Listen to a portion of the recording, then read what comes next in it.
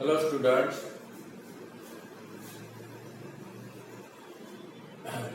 आज पढ़ने वाले superposition of waves, 6th chapter superposition of waves, obtain an expression of the amplitude. अब amplitude का एक्सप्रेशन ऑब्टेन करना है। Obtain an expression of the amplitude of A resultant waves, यानी दो वेव को अगर कंबाइन करते हैं तो उसका रिजल्टेंट एम्पलीट्यूड, रिजल्टेंट वेव का जो एम्पलीट्यूड रहता है उसका एक्सप्रेशन क्या है, ये इंपॉर्टेंट है due to the superposition of two waves. दो वेव को अगर सुपरपोज करते हैं, मैंने पहले बताया कि सुपरपोजिशन है यानी interfere, mix, join, combine, etc. Okay, तो what is the expression of the amplitude of the resultant wave produced due to the superposition of two waves? तो then consider a two waves having a same frequency but different amplitude, A1 and A2, and the differing phase by pi, और दो wave का जो phase का जो difference है वो phi है। Okay, phi is the phase difference, therefore the two equation, the displacement of the two equation is given by at x equal to 0 at initial y1 equal to a sin omega t, this is the first equation, and y2 equal to a1 a2 sin omega t plus phi.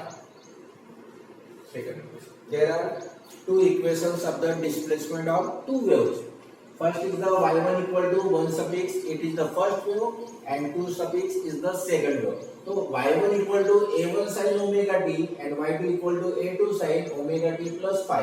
So a1 a2 are the different amplitude, omega t means same frequency, and phi, यहाँ पे phi नहीं है और यहाँ पे phi है, तो दो जो इक्वेशन है, इक्वेशन ऑफ द डिस्प्लेसमेंट के दो वेव के जो इक्वेशन है उसमें जो फेज का जो डिफरेंस है कितना है, फाई है, क्योंकि यहाँ पे फाई नहीं है और ये फाई से ज्यादा है, प्लस फाई यानी फाई से ग्रेटर है, फर्स्ट इक्वेशन से ये ग्रेटर है।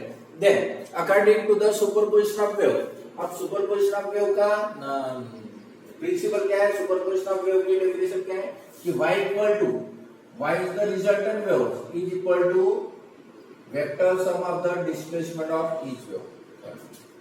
Okay, y equal to y1 plus y2, और ये सिंपल है। आप पूरा अगर ये वीडियो अगर देखते हैं तो आपको ये, और ये मोस्ट इंपॉर्टेंट है 3 मार्क के लिए, obtain an expression of the amplitude, और उसके अगर अलग अलग कंडीशन से अगर देते तो और 1 मार्क्स और बढ़ा सकते हैं 4 मार्क के लिए।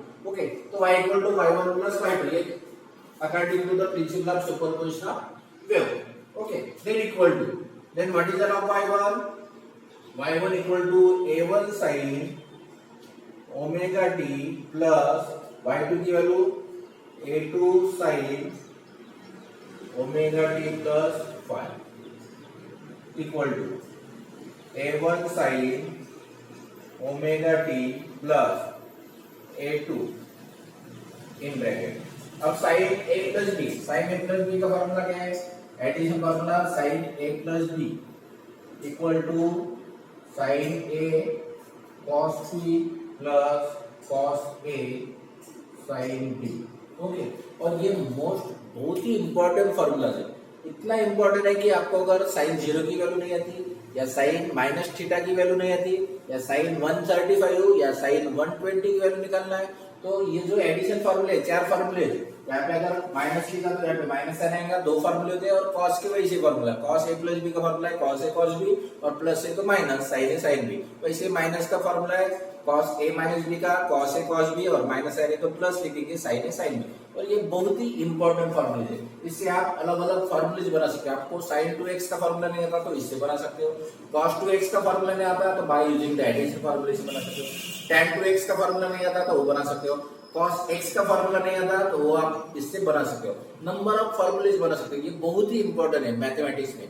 ओके, एंड मैथ्स में जो डेरिवेटिव इंटीग्रेशन जो भी पढ़ते हो आप, उसमें बहुत ही इंपॉर्टेंट है, तो ये ध्यान में रखिए। तो sin a प्लस b, जो भी स्टूडेंट है ये उस स्टूडेंट को ये फॉर्मूले कराते हैं। तो sin a प्लस b का फॉर्मूला क्या है, sin a cos b plus cos a sin b, alternate term. तो यहाँ पे देखिए sin a यानी ओमेगा t और b यानी phi, तो यहाँ पे आता है sine A cos B, A यानी ओमेगा टी, तो sine omega T cos phi plus, plus है तो प्लस, खाली कॉस के एडिशन फॉर्मूले में प्लस है तो माइनस, माइनस है तो प्लस, तो sine omega T cos phi plus cos omega T sine phi. Okay, क्या किया अपन ने, addition formula apply, then equal to a1 sin omega T plus a2 से मल्टीप्लाई करते, a2 sin omega T cos phi plus a2 से second term को multiply किए a2 cos omega T into sin। Okay, क्या किए, पहले इस step में एडिशन फॉर्मूला अप्लाई किए और a2 से मल्टीप्लाई किए, फर्स्ट टर्म को a2 से मल्टीप्लाई किए, सेकंड टर्म को a2 से मल्टीप्लाई किए। अब यहाँ पे लिखिए a1 sin ओमेगा टी, अब sin ओमेगा टी की टर्म ये है, ओके एक मिनट।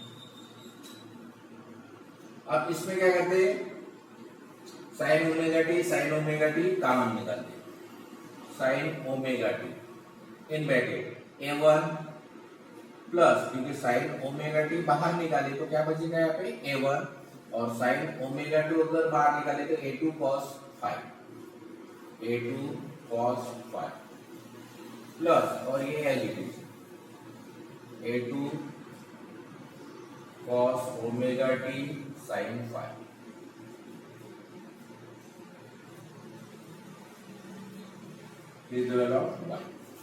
अब क्या करना है, पुट, अब इस इक्वेशन को अगर सिंप्लीफाई करना है, ओके, उसको अगर इजीली सिंप्लीफाई करना है तो क्या करना है, पुट करना है। तो ये जो टर्म है, ये वाली टर्म, अब यहाँ पे a1 a2 है तो a लिखेंगे, a1 a2 दो एम्पलीट्यूड है तो सिंगल रिजल्टेंट एम्पलीट्यूड, और cos फाई है तो cos theta equal to a1 plus a2 cos phi, equation number 4। और ये जो टर्म है a2 sin फाई, इसके लिए a sin theta equal to a2 sin phi, equation number 5। तो ये आता है y equal to sin omega T a cos theta plus cos omega T, और ये आता है a sin theta. Okay, then y equal to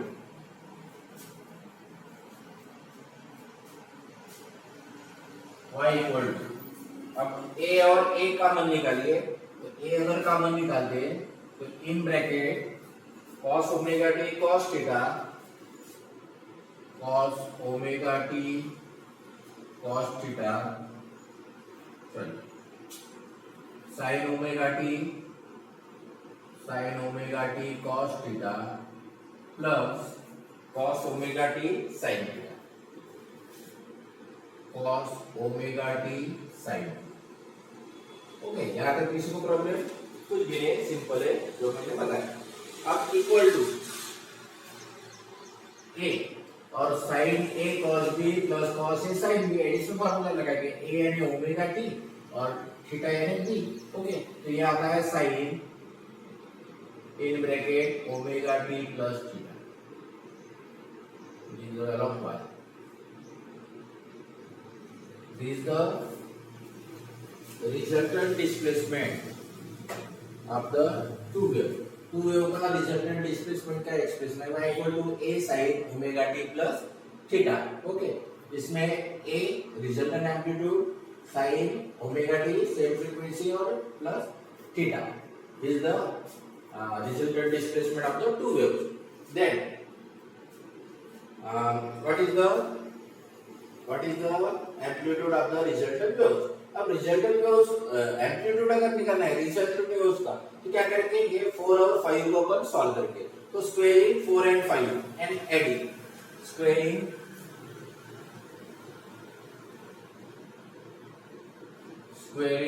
4 4 and 5 and adding 4 और 5 को स्क्वेयरिंग करना है और ऐड करना है। तो 4 को अगर लेफ्ट में अगर स्क्वेयरिंग करते तो a square cos square theta आता है, यहाँ पे लिखेंगे a square cos square theta plus, क्योंकि एडिंग भी करना है, और 5 का जो लेफ्ट हैंड साइड है उसको स्क्वेयरिंग करेंगे तो a square sin square theta, a square sin square theta equal to, right में 4 का राइट में क्या है, दो टर्म है, a1 plus a2 cos phi, तो यहाँ पे होल स्क्वायर लिखेंगे a1 plus a2 cos phi whole square plus, और फिफ्थ का राइट हैंड साइड क्या है, a2 sin फाई, तो यहाँ पे लिखेंगे a2 sin phi whole square.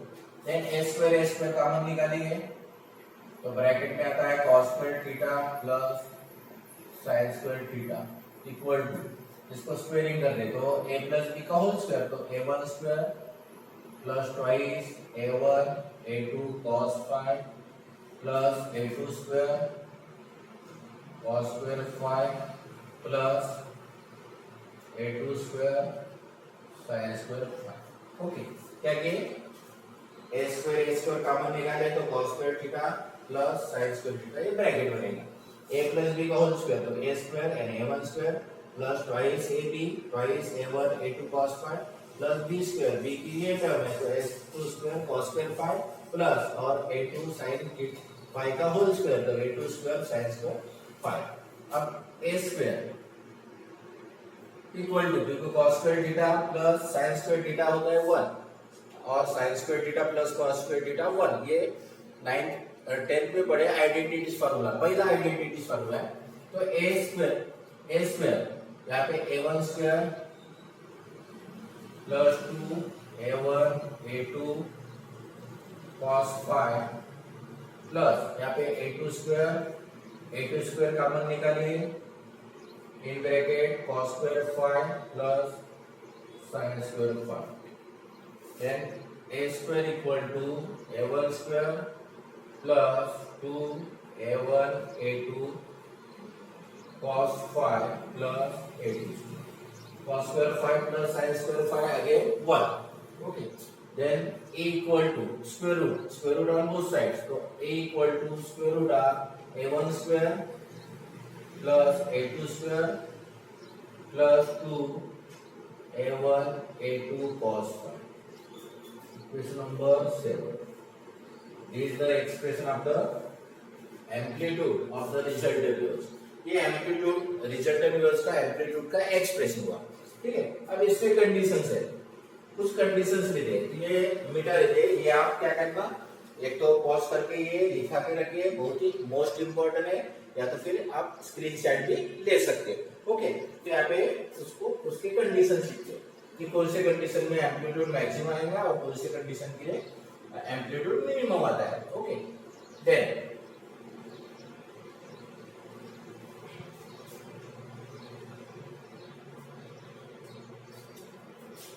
Case number 1, case number 1 में आता है when phi equal to 0, when phi equal to 0 means two waves are in phase, in phase यानी दोनों का फेज का डिफरेंस 0 है, क्योंकि फाई इक्वल टू 0 ले, जो स्टार्टिंग में जो इक्वेशन देखा सेकंड नंबर उसमें फाई की वैल्यू 0 रखते हो, तो दोनों इक्वेशन आइडेंटिकल है, इक्वल है। तो केस 1 में क्या लिखेंगे, when phi equal to 0 then the amplitude of the R in phase बोलेंगे, the amplitude of the resultant wave, equation 7 becomes, equation 7 becomes a equal to square root of a1 square plus a2 square plus 2 a1 a2 cos 0, क्योंकि phi की value क्या है, 0 है, यहाँ पे 0 रखना है, 0 रखे सिंप्लीफाई कीजिए, square root of a1 square plus a2 square plus 2 a1 a2, क्योंकि सिंस cos 0 इक्वल टू 1, आपको 0 से लेके 90 तक एंगल की वैल्यू आना चाहिए। तो cos 0 की वैल्यू 1 होता है, इसलिए 1 into 2a1 a2 मल्टीप्लाई किए तो 2a1 a2 आता है। अब a1 square plus a2 square plus 2a1 a2 ये स्टैंडर्ड फॉर्मूला है a प्लस b का होल स्क्वायर। तो यहाँ पे आता है a1 plus a2 whole square. Okay, जो सिंपल जो फॉर्मूले है स्टूडेंट इधर देखिए, आपको कोई भी सब्जेक्ट है उसमें जो बेस रहता है वो 80% अपन यूज करते हैं। कोई भी एक्सप्रेशन में मैथ्स, केमिस्ट्री, फिजिक्स या बायो भी अगर पढ़ते हो आप, तो उसमें जो बेस रहता है वो 80% रहता है और 12 का जो नॉलेज रहता है वो खाली 20%। तो बेस ये मोस्ट इंपॉर्टेंट है, अपन बेस की तरफ ध्यान नहीं देते और जो बड़े बड़े प्रॉब्लम, बड़े बड़े एक्सप्रेशन करते और उसमें फिर जब पेपर में लिखते तो कहीं तो भी लटक जाते। ओके, तो ऐसा नहीं होना चाहिए। जो बेस रहते हैं वो कॉन्सेप्ट मोस्ट इंपॉर्टेंट है। तो a1 प्लस a2 का होल स्क्वायर है a1 square plus a2 square plus twice ab, तो ये a प्लस b का होल स्क्वायर। अब स्क्वायर और रूट निकलता है तो यहाँ पे आता है capital A equal to a1 plus a2। Okay, equation number दे सकते हो आप 8 नंबर। इफ, अब इसमें कंडीशन देते हैं कि if a1 equal to a2 equal to a1 equal to a2 equal to capital A लेना है, ठीक है, कैपिटल A लेते हैं, अलग कुछ लेना था A। तो देयरफॉर कैपिटल A एम्पलीट्यूड की वैल्यू कहते हैं a1 प्लस a2, तो a1 और a2 की वैल्यू a कर रखते हैं, तो a plus a equal to 2।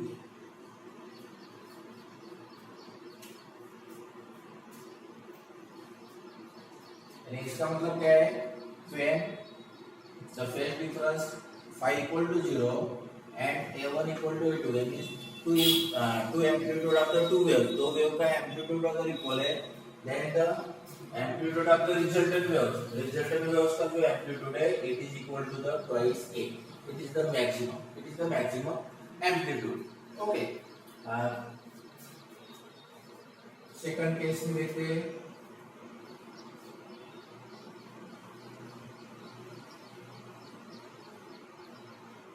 Case number 2, when phi equal to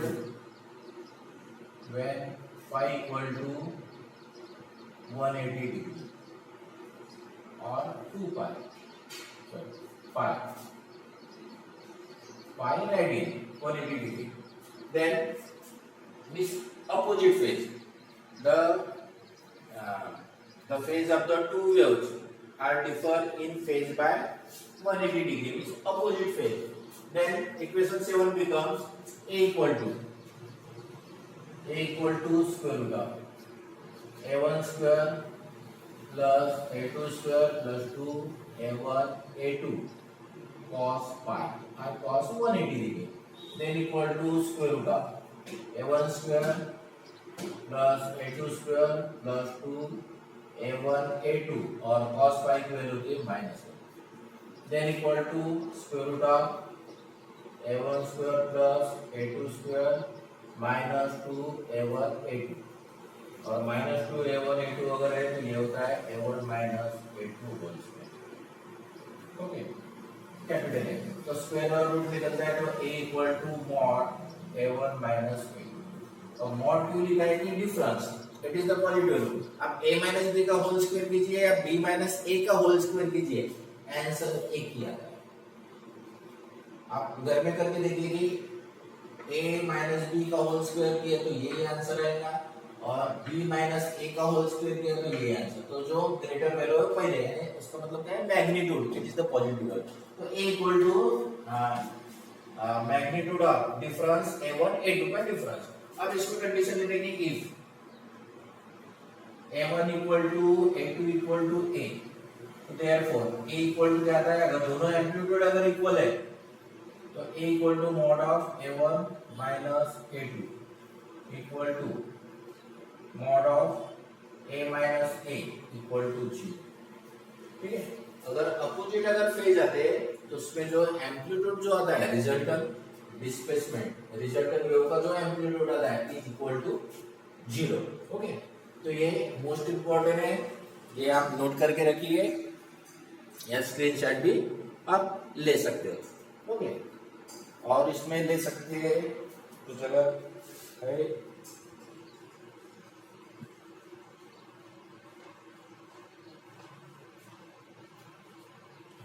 अब इसमें बोल सकते हैं अपन कि the maximum amplitude is the sum of the two amplitude when the phase difference between the two waves is 0। अगर दो वेव का phase difference अगर 0 है तो उसमें जो रिजल्टेंट तो मैक्सिमम जो एम्पलीट्यूड आता है, मैक्सिमम एम्पलीट्यूड कितना आता है, दोनों का एडिशन आता है। ठीक है, means maximum amplitude is the sum of the two waves. यहाँ पे लिखा है the maximum amplitude is the sum of the two waves of the amplitude of two waves is maximum amplitude is the sum of the amplitude of two waves when the phase difference is 0 and the minimum or 0 amplitude of the two waves when the difference of the two waves is equal to 0। यहाँ पे is maximum, यहाँ पे amplitude is minimum when the difference of the two amplitude when phase difference is 180 degree or pi radian, it is the most ये conditions है। okay, then the intensity of the waves,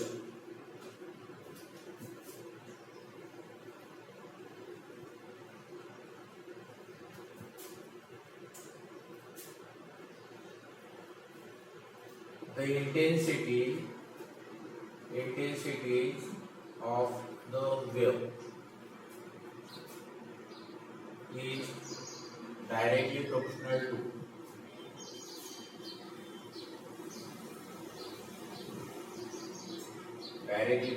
to square of the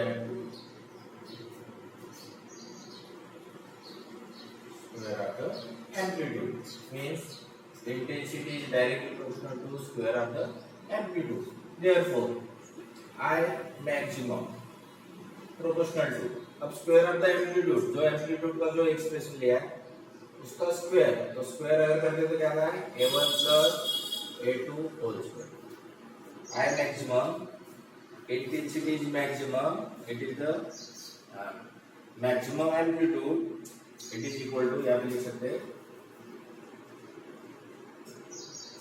maximum amplitude is equal to a1 plus a2 whole square and intensity is minimum is proportional to amplitude is minimum, क्योंकि intensity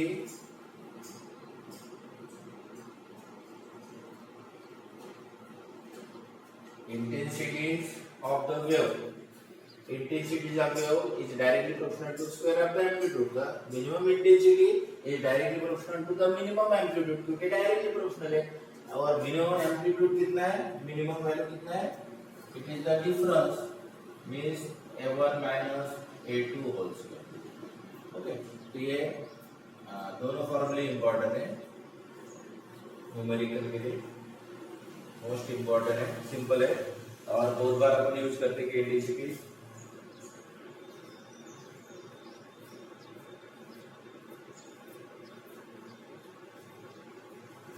यहाँ पे अपन बोल सकते हैं कि intensity is maximum when the two waves interfere to each other in phase.